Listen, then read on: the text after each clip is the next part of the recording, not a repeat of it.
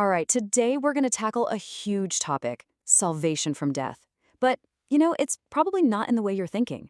We're diving into this really insightful text that unpacks this single concept in four completely different and honestly fascinating ways. So let me ask you, when you hear the word death, where does your mind immediately go? It's a pretty specific physical event, right? But what if it was broader than that? What if death could actually describe a state of being, an experience, or a situation you feel totally trapped in right now? Well, that's exactly what the source material we're digging into today suggests. It reframes death to include some of life's heaviest hitters. Things like the despair of feeling empty, the very real danger of a physical threat, the weight of judgment, or that awful feeling of being completely crushed by your opposition. Our guide for this whole exploration is a text called Salvation from Death, and it's great because it doesn't just give us theory, it walks us through four specific biblical case studies. Each one is like putting on a different pair of glasses, a new way to see what being saved really means. All right, let's get into it. Okay, first up, the most direct form of salvation, the one we all get right away, being rescued from immediate physical danger.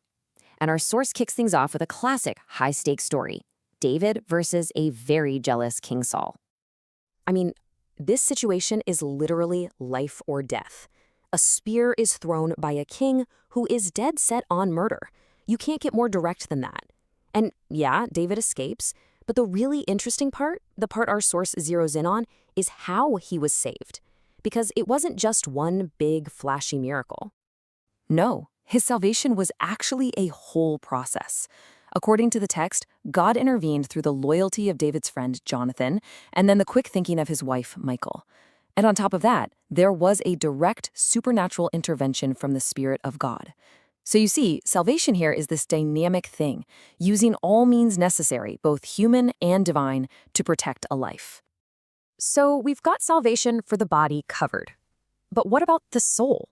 This is where the source makes a really important shift. We're moving from a physical threat to a spiritual one. And for that, we're turning to the book of 1 Corinthians to explore spiritual death and the rescue from it.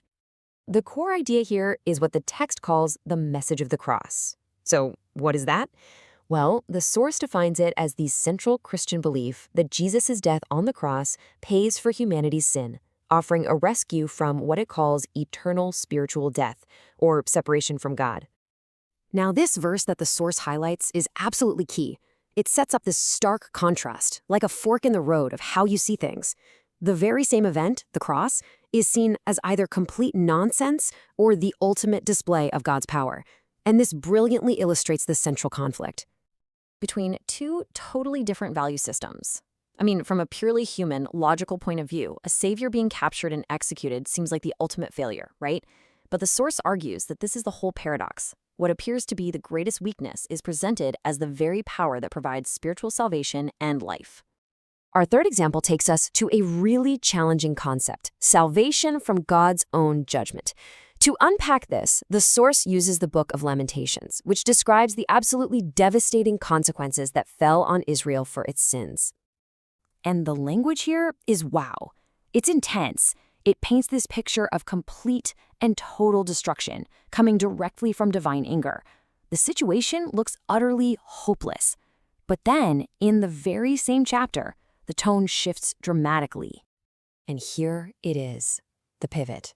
Right after that description of utter destruction, you get this promise of an end to the punishment.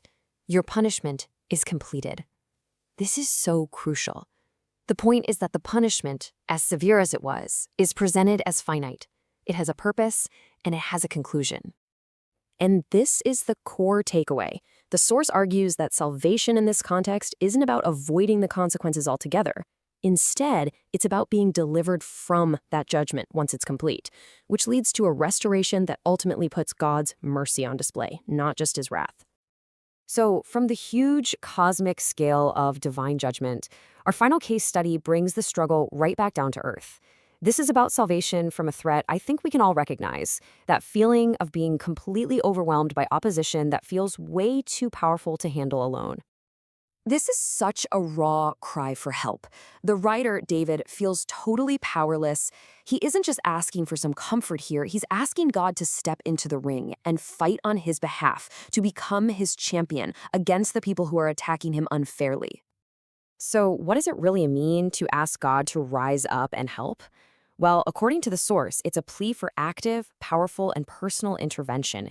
It's the belief that you have an all powerful ally who will step in and act as your advocate and defender when you're facing injustice.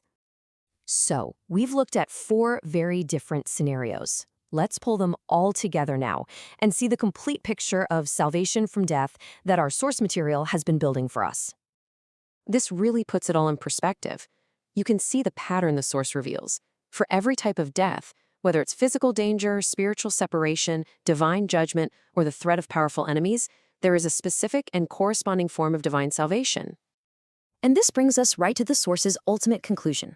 Salvation isn't just one thing. It's not a single moment of rescue.